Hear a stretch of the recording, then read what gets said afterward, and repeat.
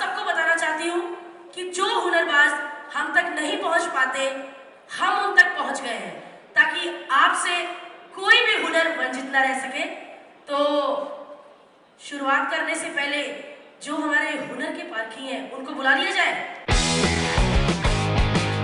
India's got talent ऐसा है कि उसको छोड़ा नहीं जा सकता, क्योंकि ये भी मुझे इस देश के लोगों से जोड़कर रखता है। So sweet. हर साल मैं कहती हूँ कि I look forward to the crazy acts. When I mean crazy, I mean the ones with a lot of a bit of adrenaline rush over there. मुझे वो बहुत पसंद है. हमारे जो outdoor acts हैं मुझे बहुत पसंद है. हमारे stunts मुझे बहुत पसंद है.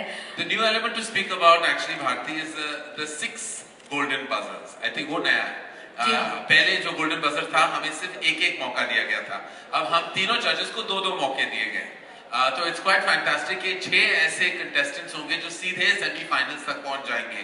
तो who those are and what they do will be something I am sure everyone will look forward.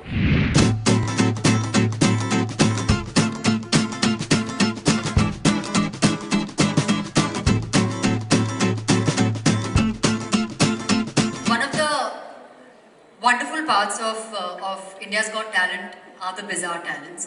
I look forward to the bizarre ones. I look forward to the mad ones. I look forward to the crazy ones because they make us laugh. They entertain us without, giving full credit and full and due to the really talented people who come onto the show. I'm sure each one of us has a different, separate favorite that we have over here. But trust me, when you watch the show, you will fall down laughing looking at the crazies over there.